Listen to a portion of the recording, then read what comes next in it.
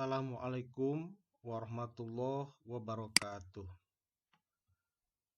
Anak-anakku kelas 10 MIPA yang Bapak sayangi dan sekaligus Bapak banggakan.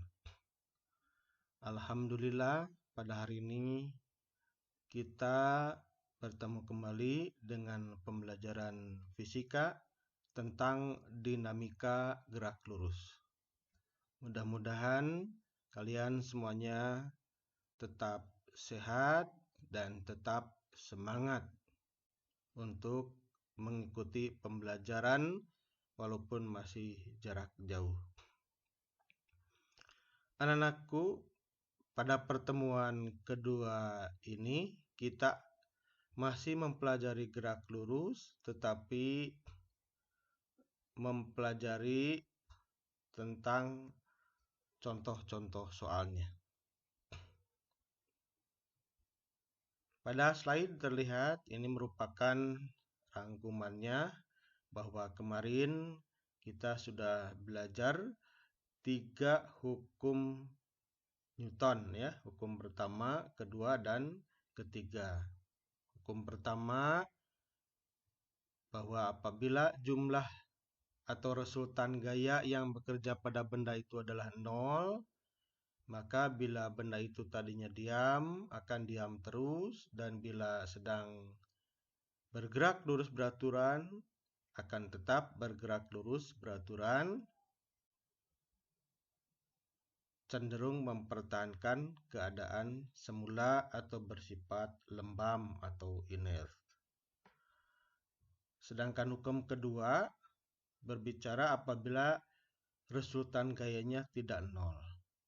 Bila resultan gaya tidak 0, maka akan timbul percepatan. Dan percepatan yang timbulkannya nilainya sebanding, arahnya searah dengan resultan gaya, tetapi dengan masa kelembamannya berbanding terbalik. Karena timbul percepatan artinya benda mengalami gerak lurus berubah beraturan. Maka jangan lupa rumus-rumus GLBB di semester ganjil itu akan digunakan kembali. Dan yang terakhir, hukum ketiga Newton atau hukum aksi reaksi, bahwa apabila sebuah benda memberikan gaya aksi kepada benda yang kedua, maka benda yang kedua akan memberikan reaksi pada benda pertama, besarnya sama, arahnya berlawanan. Dan jangan lupa syarat pasangan gaya aksi reaksinya itu ada 3. Pertama, harus merupakan interaksi 2 benda, bukan 1 benda. Kemudian kedua gaya tersebut besarnya sama, arahnya berlawanan, dan harus 1 garis kerja. Dan yang ketiga harus menunjukkan hubungan sebab akibat. Mempelajari gaya pada bab ini minimal kita akan berbicara 4 macam gaya. Pertama, gaya berat, simbolnya W, yaitu M kali G, massa kali percepatan gravitasi. Kemudian gaya gesek atau friction, simbolnya F kecil, yaitu mu kali N. Mu itu koefisien gesekan, N gaya normal. Kemudian yang ketiga gaya tegang tali, simbolnya T. Dan yang keempat gaya normal atau N. Demikian rangkumannya, merupakan pemahaman yang harus kita pahami, harus kita bawa untuk bisa mengerjakan soal-soal berikut ini. Ini contoh soal yang pertama. Berapakah percepatan yang alami sebuah benda yang masanya 750 gram apabila gaya yang diberikan 15 Newton? Ini soal paling ringan dulu. Seperti biasa, kita tuliskan datanya dalam bentuk diketahui ditanyakan. Masanya boleh langsung diubah dalam kilogram, kemudian gayanya dengan simbol F, ditanyakan percepatan, berarti A kecil. Nah, ada soal seperti ini, berarti ini persoalan tentang hukum kedua. Maka langsung kita pasang hukum keduanya. A sama dengan F per M. Atau boleh lengkap, sigma F per M. Walaupun 1, berarti resultan gayanya ya 15 Newton. 15 Newton itu merupakan resultan gaya. Kita masukkan nilai-nilainya, maka akan diperoleh percepatannya adalah 20. 20 apa? Jangan lupa, karena kita sudah belajar besaran dan satuan, maka satuannya harus dituliskan. Meter per sekon kuadrat. Ini contoh soal yang pertama. Kemudian contoh yang kedua. Jika suatu benda diberi gaya 10 Newton, maka percepatannya 2 meter per sekon kuadrat. Tetapi bila diberi gaya 15 Newton, berapa percepatan yang ditimbulkannya? Ini soalnya pilihan berganda. Nah, tapi kita kerjakan secara uraian.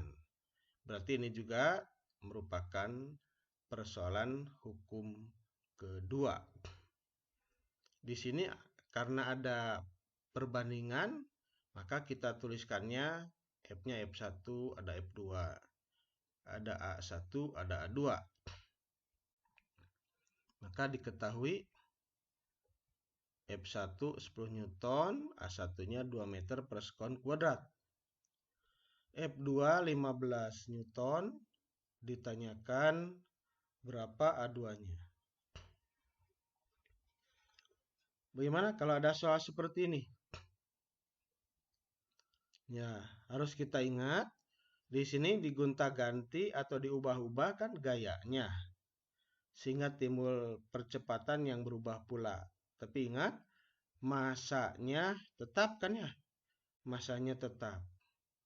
Oleh karena itu, bahasa fisikanya dua peristiwa berbeda tapi massa tetap. Maka tuliskan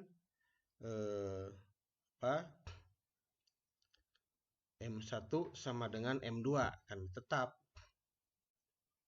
Kemudian ya gunakan hukum keduanya, bahwa kalau A itu F per M, berarti kalau M ya F per A.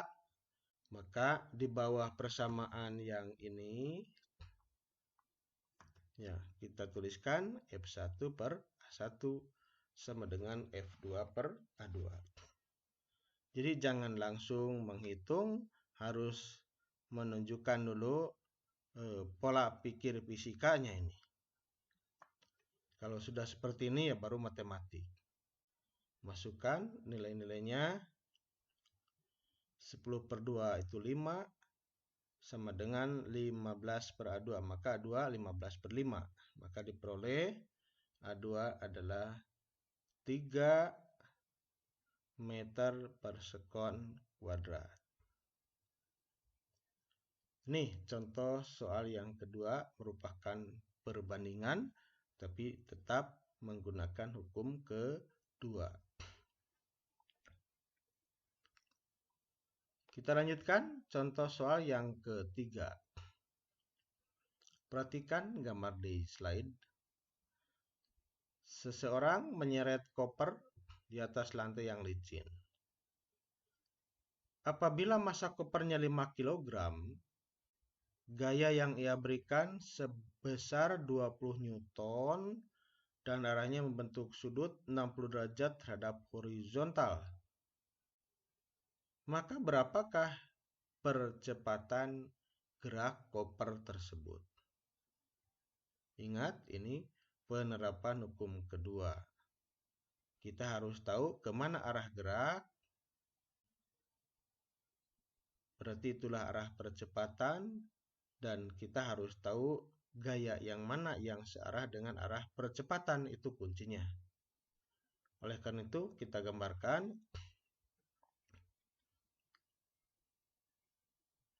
Ingat, ini penerapan hukum kedua.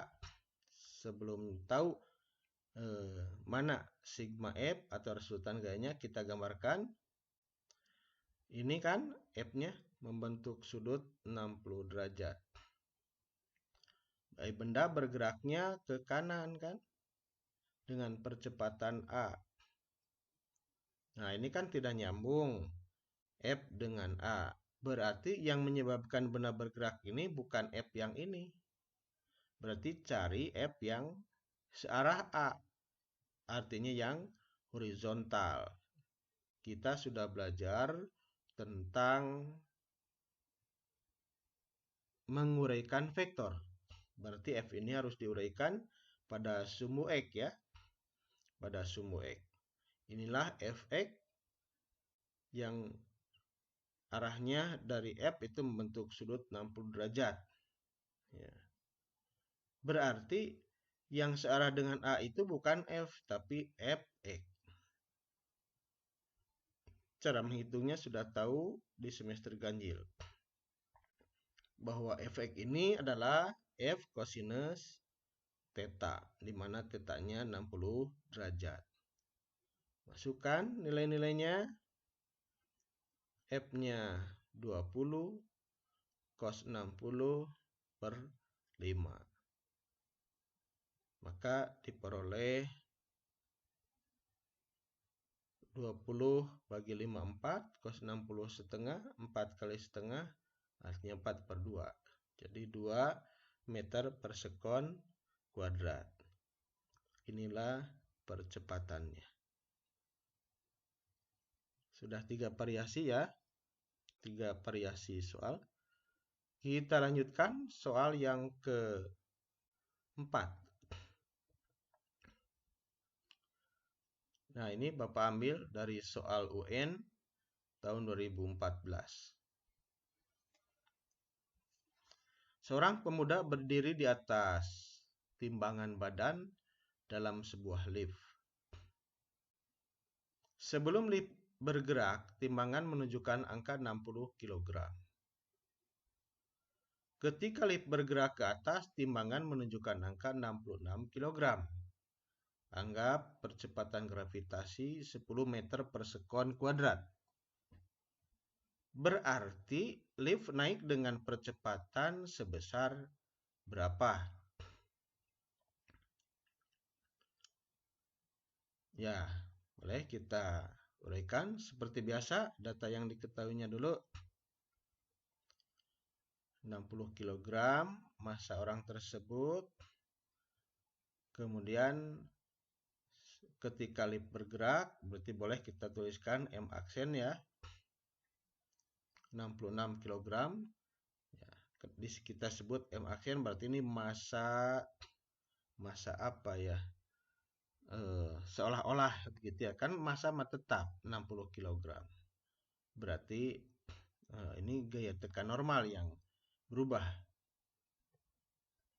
G-nya, kemudian lift bergerak ke atas, ini harus tahu berarti untuk menentukan arah A. Ingat, pada hukum kedua ini harus tahu arah A dan resultan gaya. Ditanyakan percepatannya.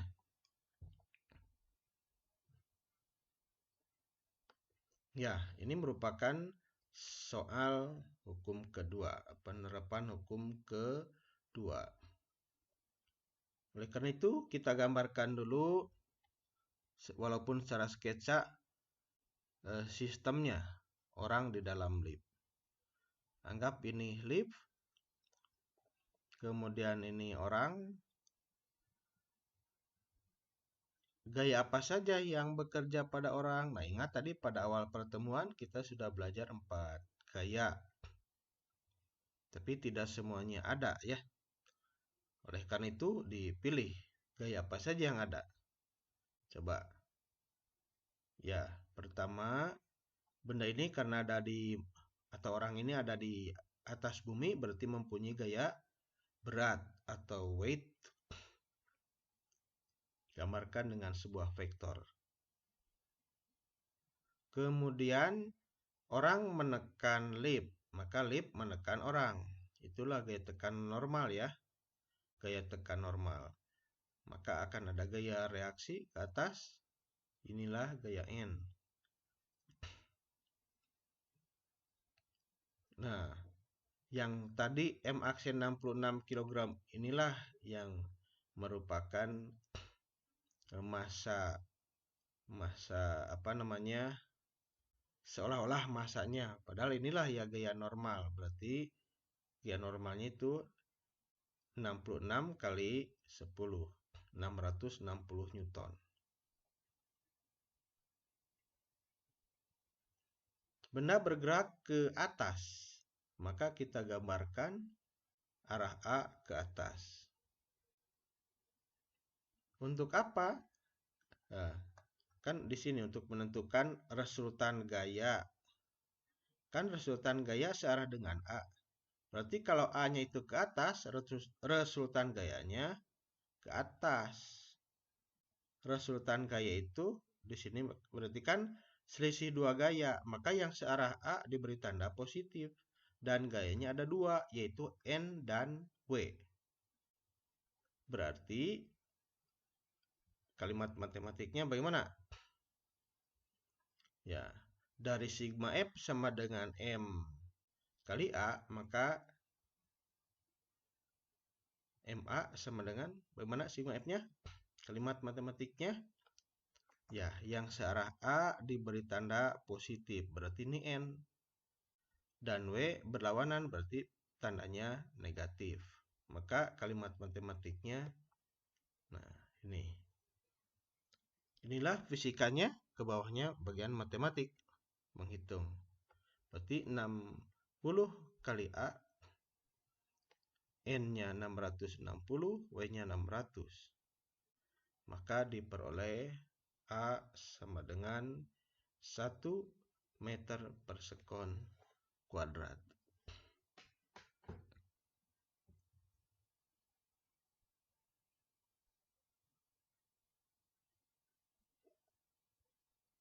Demikian contoh soal nomor 4. Kita lanjutkan contoh soal nomor 5. Sebuah balok yang masanya 1 kg ditarik dengan gaya mendatar 10 Newton. Setelah 5 detik, ternyata jarak yang ditempuh benda 50 meter. Hitunglah koefisien gesekan balok dengan bidang tumpuknya dan kecepatan akhir balok. Ingat, berarti ini ada dua pertanyaan. Koefisien gesek dan kecepatan akhir. Karena suka lupa kalau lebih dari satu pertanyaannya. Harus diingat-ingat ya. Nah, kita tuliskan dulu datanya. Jarak tempuh 50 meter. Waktunya 5 detik. Gaya yang diberikan 10 Newton. Masanya 1 kg. Kecepatan awalnya 0 karena dari diam berarti. Walaupun tidak disebutkan, ya kalau tidak ada pernyataan ya berarti dari diam. Ditanyakan ada dua pertanyaan. Yang pertama, kecepatan setelah 5 detik. Yang kedua, koefisien geseknya. Ya, ini berarti permasalahan hukum kedua, sigma F sama dengan MA. Berarti kuncinya sama, kita harus mampu menggambarkan gaya-gaya untuk bisa meresultankannya. Oleh karena itu, kita buat sketsa gambarnya dulu. Ini lantai. Karena ada di pertanyaan koefisien gesek, ya berarti lantainya kasar. Ini benda sedang diam. Kita gambarkan gaya yang pertama, karena ada di atas muka bumi, berarti punya berat. Benda menekan lantai karena beratnya, maka lantai juga melawan. Ada gaya normal ya, gaya tekan normal. Gambarkan ke atas. Kemudian ditarik dengan gaya 10 Newton. Karena lantainya kasar, maka akan mengalami gaya gesek. Kita gambarkan melawan gerak gaya gesek, warnanya merah nih. Diberi simbol F kecil tambah K, K-nya kritis. Jadi gaya gesek kinetis, gaya gesek kinetis. Karena bendanya sudah bergerak.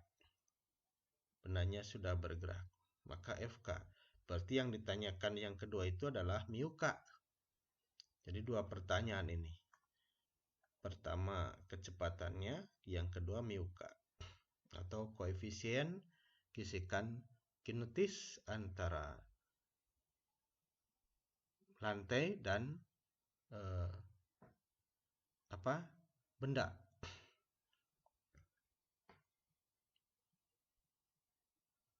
Ingat, pada hukum kedua ini karena muncul percepatan, maka berlaku pula rumus-rumus atau persamaan-persamaan GLBB. Kita lanjutkan gambarnya atau menggambarkan pola kerja atau kemungkinan benda berikutnya. Ini arah percepatan begitu. Sehingga seolah-olah nanti benda itu akan ada di sini nih, bayang-bayang bendanya. Ada di sini. Dia bergerak sejauh 50 meter setelah 5 detik. Begitu ya. Ini pertanyaan kedua kan ini berapa VT-nya? Pertanyaan pertama ini, kedua ini. Maka gunakan rumus-rumus GLBB. ST sama dengan 0T ditambah setengah T kuadrat. Masukkan nilainya atau A-nya dicari dulu ya. Berarti dari persamaan tersebut kita ubah untuk mencari A. A sama dengan ST-nya 50 dikurangi V0-nya 0 kali T berarti 0. Berarti 50 per setengah T kuadrat. T-nya 5, 5 kuadrat 25. 25 dibagi 2. Maka diperoleh A-nya 4 meter per sekon kuadrat. Setelah diperoleh A, masukkan ke hukum kedua.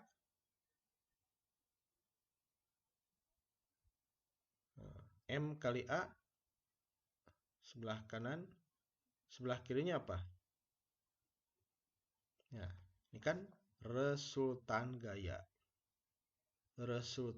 Lihat vektornya, vektor gayanya ada 2, F besar dengan FK. Yang searah dengan A, nih, diberi tanda positif. Berarti FK bertanda negatif. Maka bahasa matematiknya, kalimat matematiknya adalah F dikurangi FK. FK itu kan mu K kali N. Maka boleh kita ganti persamaannya menjadi F dikurangi mu K N. Nah, setelah itu tinggal masukkan nilai-nilainya. Nah, di sini karena tidak ada gerakan vertikal, maka W sama dengan N. Atau N sama dengan W. Karena masanya 1 kg, maka N kali G 10, maka N-nya 10. Masukkan nilai-nilainya.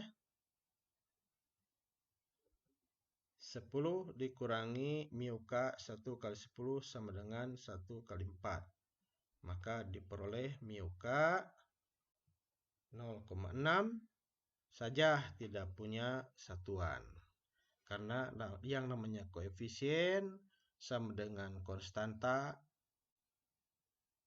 itu tidak punya satuan. Nah, berarti mu K sudah didapat, sudah diperoleh. Tinggal pertanyaan kedua, berapa kecepatan akhir setelah bergerak 5 detik atau V5. V5 ya. Karena T-nya 5. Ya, gampang saja karena sudah belajar tentang LBB. Vt sama dengan V0 ditambah At. V5 sama 0 ditambah A-nya 4, T-nya 5. Maka diperoleh V5 adalah 20 meter per sekon. Inilah kecepatan setelah 5 detik. Berarti 2 pertanyaan tadi sudah terjawab.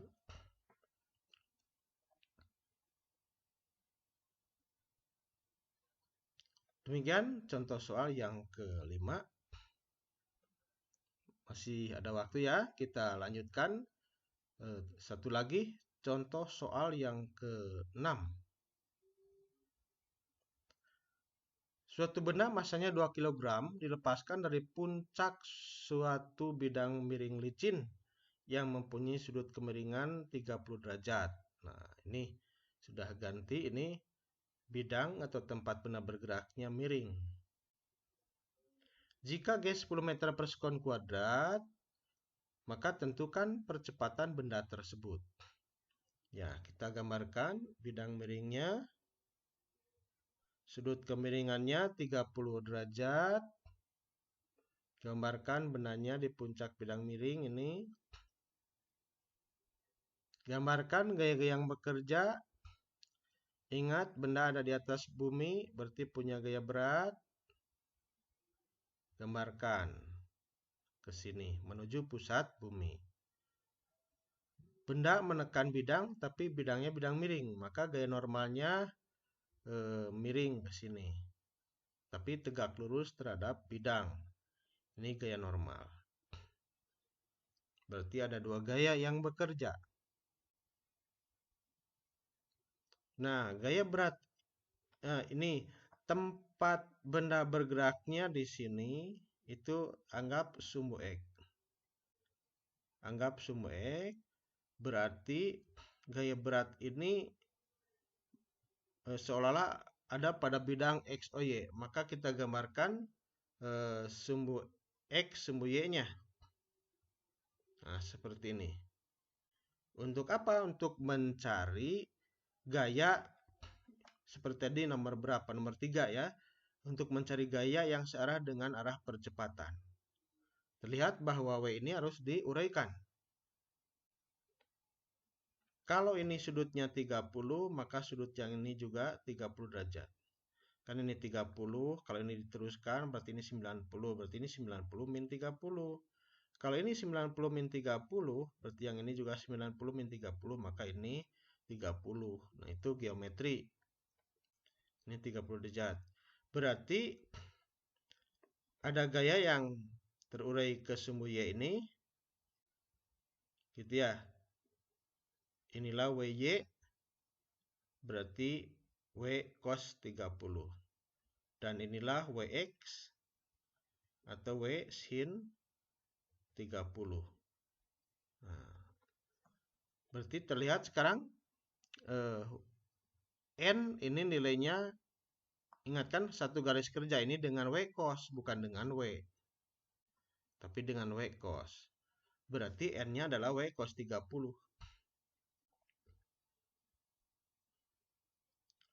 Nah, kita gambarkan percepatannya ke sini.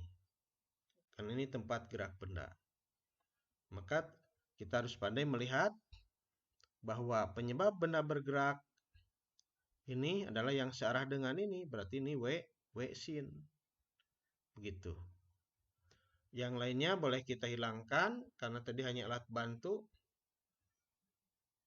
Gitu. Terapkan hukum kedua.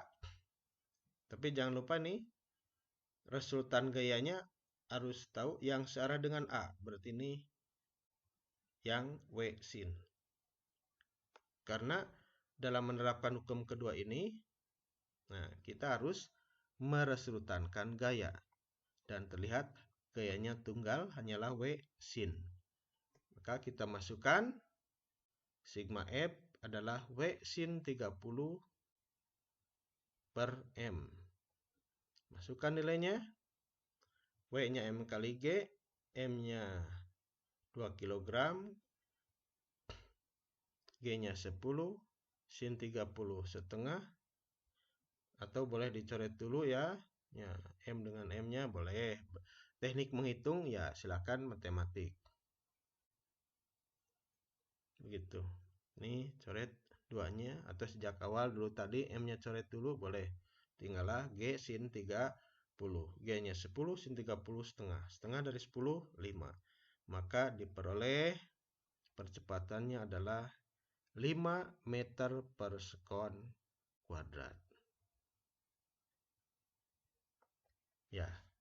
Demikianlah anak-anakku 6 variasi soal sederhana ya tentang hukum kedua dan hukum ketiga Newton. Ya, dominannya hukum kedua, tapi ada hukum ketiganya. Begitu. Bila ada yang mau ditanyakan, silahkan tuliskan, boleh di GCR, boleh pula melalui WA.